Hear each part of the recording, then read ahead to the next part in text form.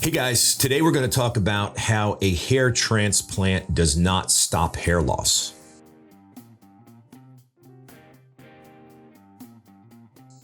And let me be a little bit more clear on that.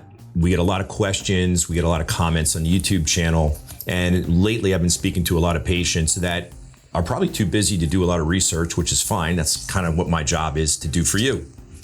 And they're under the impression that they have some sort of an option to opt for a hair transplant, and that's all they're going to need. Now, these are generally younger men that I'm talking to, let's say 20s or 30s, or it could be into their 40s or early 50s, but we're going to focus on the younger for obvious reasons about potential hair loss in the future.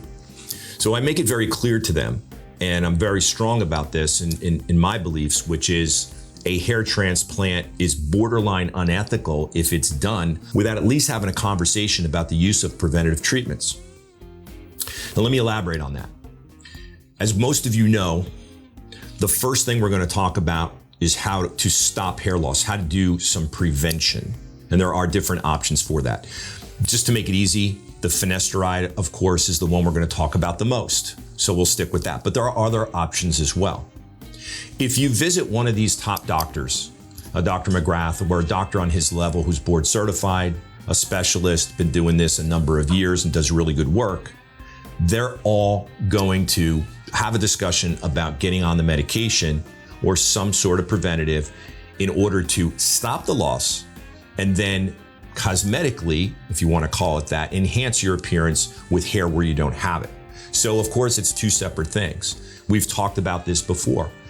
Hair preservation is one subject and hair restoration is the other. So for today's video, what I'd like to talk about is that hair restoration does nothing to prevent any further hair loss.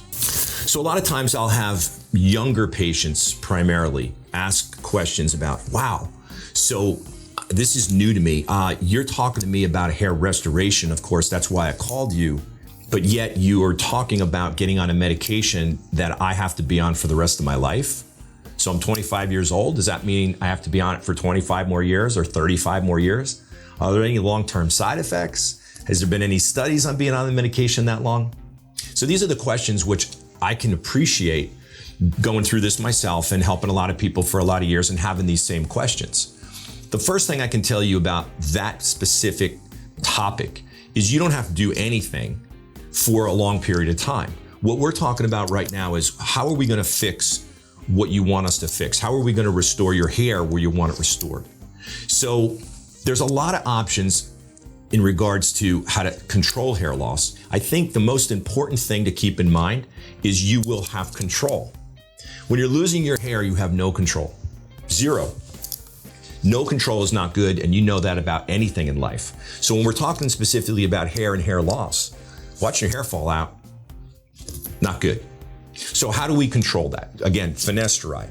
So you're on Finasteride, it's working, you're no longer losing significant amount of hair in the shower. Your hair's thickening a little bit, it's starting to come back, and again, results are gonna vary. And now we're looking at a hair restoration, which is the surgical option to replace what you've lost. So we're talking about both subjects at the same time, but the most important is no longer losing your hair. So you have a hair restoration procedure. The better doctors can average in upwards of $10,000 per procedure, maybe more. It's a big investment. The Finasteride is going to help you by not losing your hair to get a better return on that investment. So after 12 months of waiting for the hair to grow in, and everybody's celebrating, and you look phenomenal, your hairline's back, you're no longer losing your hair, you have a decision to make. That decision is, and I'm not being sarcastic when I say this or condescending, do you want to keep what you have and what you've restored in regards to your appearance, or do you want to continue to lose your hair? Now, the transplanted hair is never going to fall out. That's protected by your genetics. The native hair, the hair that has been protected in the last year by the Finasteride, is up for grabs. And that's where I would give you two options. Number one, of course, stay on the medication. It's very safe, it's very easy to use, it's very effective, and today it's very cheap. The second option I'm not a big fan of, but it is an option.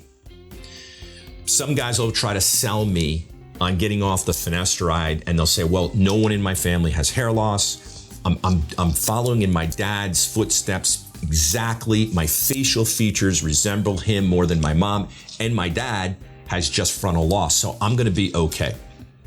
If you wanna take that option, you need to make sure that you go back to your hair restoration surgeon every 6 months and get photos taken.